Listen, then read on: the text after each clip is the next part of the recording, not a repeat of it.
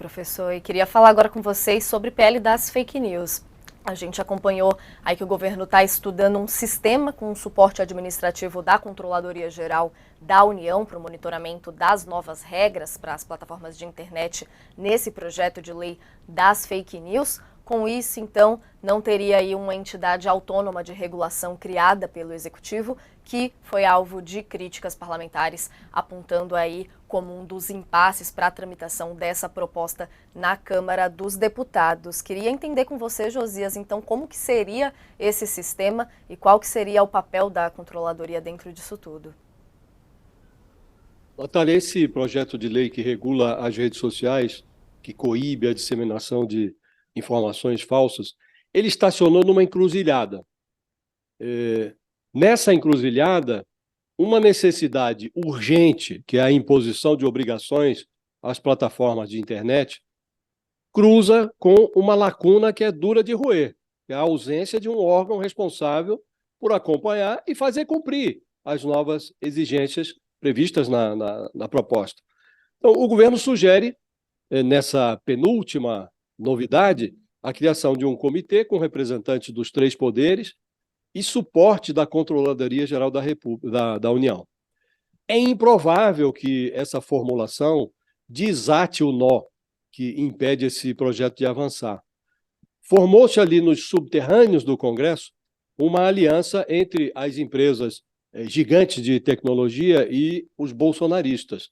Disseminou-se a mentira, segundo a qual esse modelo previsto no projeto, relatado pelo deputado Orlando Silva, produziria um Estado totalitário, até textos bíblicos seriam censurados nas redes sociais. O ridículo animou a milícia digital bolsonarista e amedrontou deputados que sequer haviam lido o texto. Contra esse pano de fundo, uma proposta que inclui órgão público nesse comitê de controle das redes serve para envenenar o debate, não vai dissolver o impasse. E o mais inquietante é que essa proposta que está aí no gavetão dos assuntos pendentes da Câmara, ela é muito boa. Ela reproduz um modelo europeu de regulação das mídias sociais. Nesse modelo, as empresas que administram as plataformas, elas recebem a prerrogativa da autorregulação, mas elas são obrigadas a incluir entre os conteúdos moderados postagens que violam 7 leis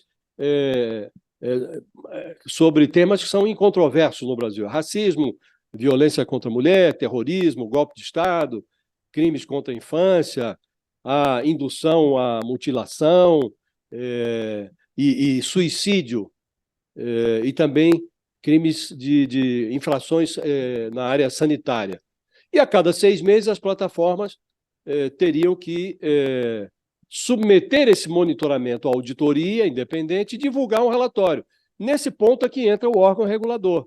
Para que a coisa funcione, esse órgão precisa dispor de poderes para propor sanções, que seriam sanções gradativas, que vão dar advertência, até multas pesadíssimas, em caso de violações desses 7 pontos que a gente listou aqui.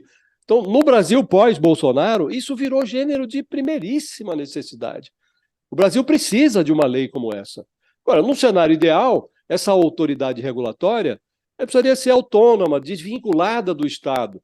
Os poderes executivo, legislativo, judiciário, eles poderiam e deveriam ter assento nesse colegiado, mas a maioria precisa ser, a meu juízo, necessariamente composta por representantes de organismos da sociedade, vinculados aí à defesa de liberdades coletivas, direitos individuais. Então tem que chegar a esse modelo, que não pode ser escorado no Estado.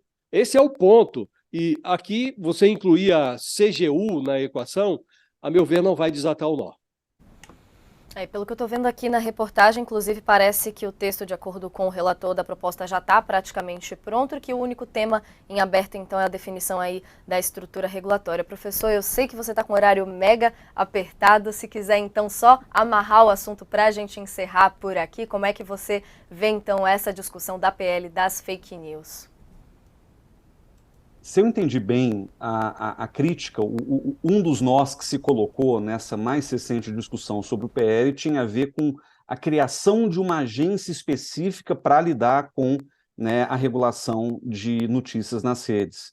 E aí eu entendo que a resposta do governo, ao oferecer a CGU como substituta a essa agência que não mais seria criada, era só uma forma de simplificar o processo e não criarmos mais uma agência regulatória para lidar com uma coisa específica, sendo que a CGU teria condição institucional, em tese, de desempenhar certas funções esperadas dessa agência. Agora, o que o Josias coloca, eu acho que é realmente o mais fundamental. Independentemente de termos agência nova, se for a CGU ou se é uma outra coisa, é fundamental que se crie um conselho.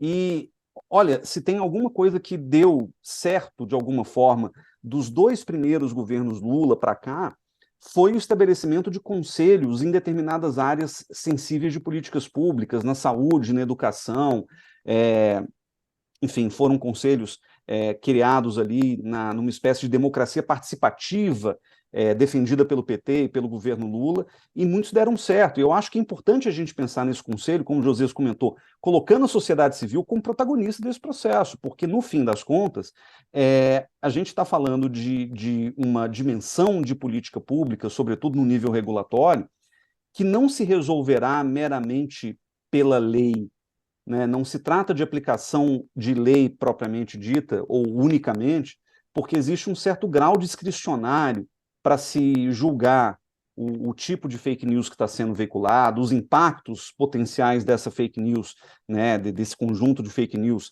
na sociedade. Então, é algo que a sociedade deveria, de alguma forma, participar também. O desenho disso não está definido, mas certamente, mesmo sendo a CGU a responsável técnica por desempenhar algumas funções regulatórias, a participação mais ampla num conselho, ou chamemos como seja, né, da sociedade civil, com representantes também de outras instâncias do governo, né, legislativo, executivo, judiciário, é fundamental para que a gente possa garantir legitimidade para esse processo, lembrando que, ao contrário de políticas públicas incontroversas, seja na saúde, seja na educação, tem muito menos ruído, muito menos atrito, essa regulação de notícias vem sendo controversa desde o primeiro dia. Então, a legitimidade só virá por meio da participação e do engajamento da sociedade civil num desenho que faça sentido para todo mundo. Qualquer coisa imposta de cima para baixo, sobretudo pelo Poder Executivo, vai ser automaticamente taxado de tirania, de censura, de comunismo e certamente não prosperará. Professor Guilherme Casarões, Josias de Souza, obrigada pela ajuda de vocês aqui hoje, ajudando a gente a entender o noticiário do dia. Bom sextou para vocês, viu? Eu fico mais um pouquinho aqui, tenho plantão no fim de semana, mas a gente se encontra semana que vem e espero, professor, que a gente tenha a oportunidade de conversar de novo aí durante essa minha passagem aqui pelas férias da Fabiola. Até a próxima.